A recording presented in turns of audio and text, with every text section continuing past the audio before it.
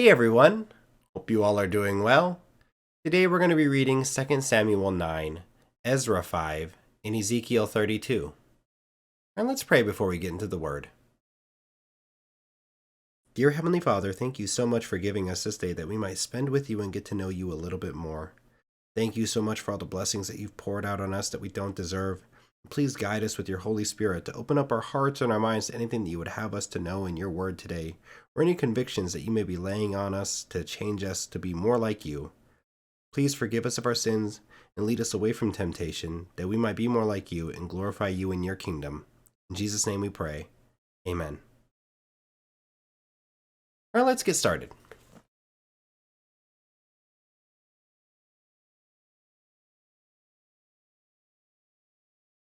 Second Samuel 9.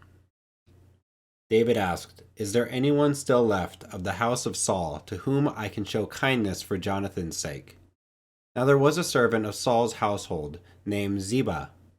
They summoned him to appear before David, and the king said to him, "Are you Ziba?" "At your service," he replied. The king asked, "Is there no one still alive from the house of Saul to whom I can show God's kindness?" Ziba answered the king, "There is still a son of Jonathan. He is lame in both feet."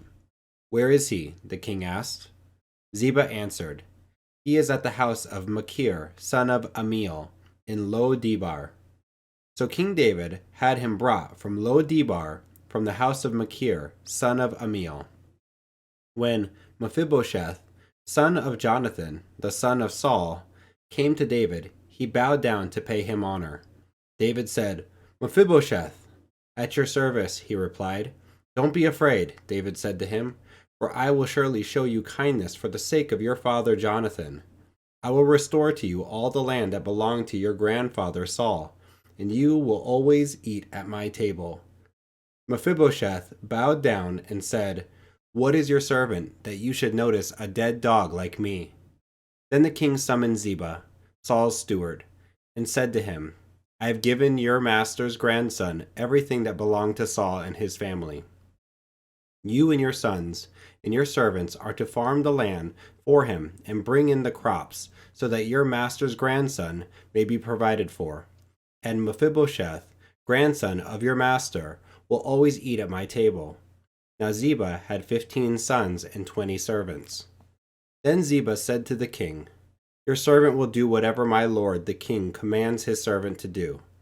So Mephibosheth ate at David's table like one of the king's sons. Mephibosheth had a young son named Micah, and all the members of Ziba's household were servants of Mephibosheth. And Mephibosheth lived in Jerusalem, because he always ate at the king's table. He was lame in both feet.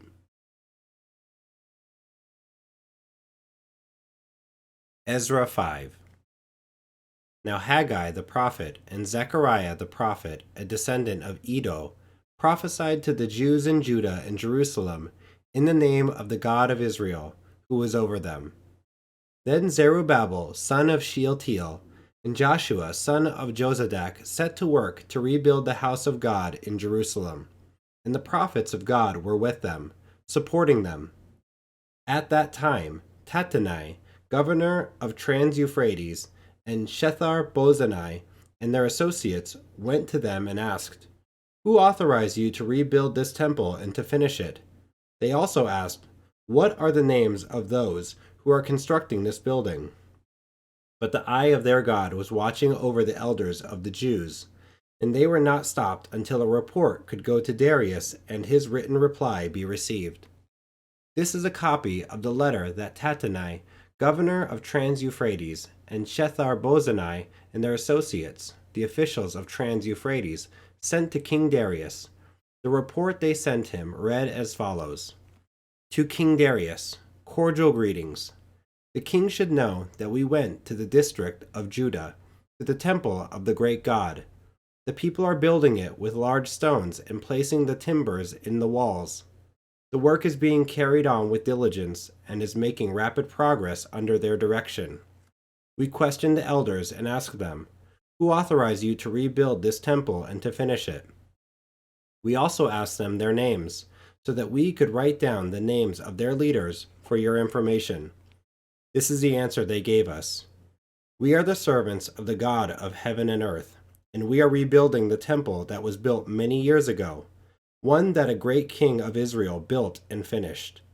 But because our ancestors angered the God of heaven, he gave them into the hands of Nebuchadnezzar the Chaldean, king of Babylon, who destroyed this temple and deported the people to Babylon. However, in the first year of Cyrus, king of Babylon, King Cyrus issued a decree to rebuild this house of God. He even removed from the temple of Babylon the gold and silver articles of the house of God, which Nebuchadnezzar had taken from the temple in Jerusalem and brought to the temple in Babylon. Then King Cyrus gave them to a man named Sheshbazzar, whom he had appointed governor. And he told him, "Take these articles and go and deposit them in the temple in Jerusalem, and rebuild the house of God on its site." So this Sheshbazzar came and laid the foundations of the house of God in Jerusalem. From that day to the present, it has been under construction, but is not yet finished.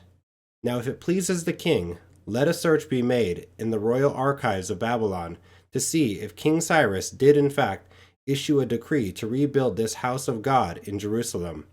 Then let the king send us his decision in this matter.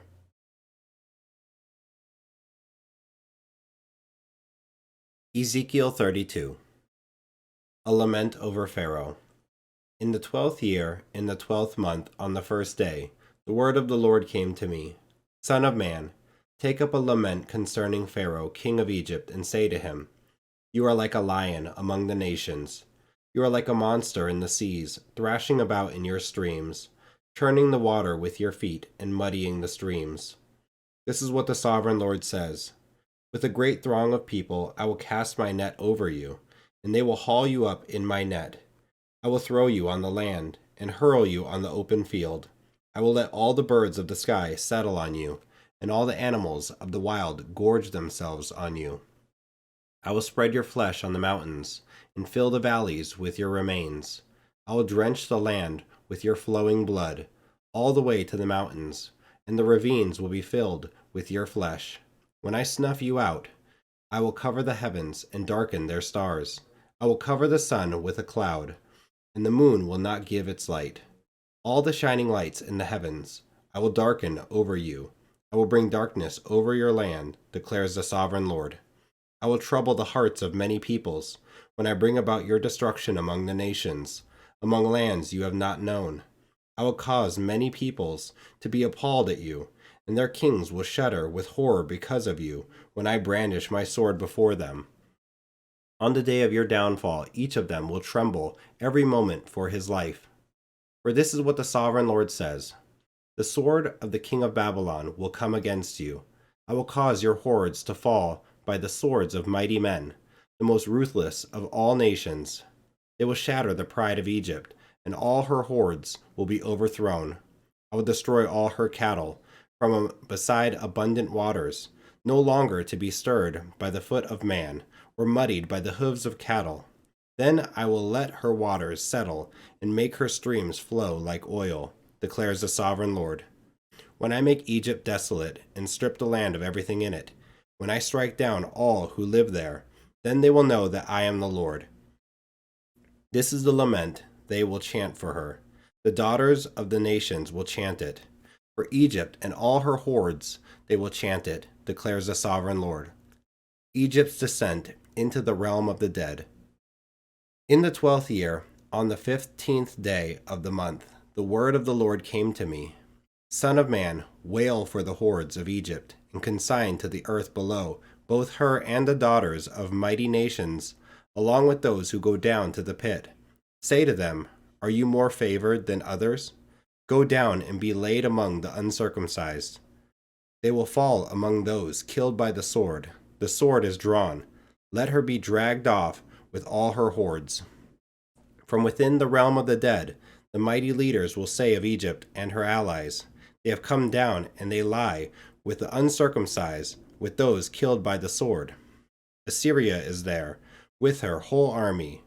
She is surrounded by the graves of all her slain, all who have fallen by the sword. Their graves are in the depths of the pit, and her army lies around her grave. All who had spread terror in the land of the living are slain, fallen by the sword. Elam is there, with all her hordes around her grave. All of them are slain, fallen by the sword. All who had spread terror in the land of the living went down uncircumcised to the earth below. They bear their shame with those who go down to the pit.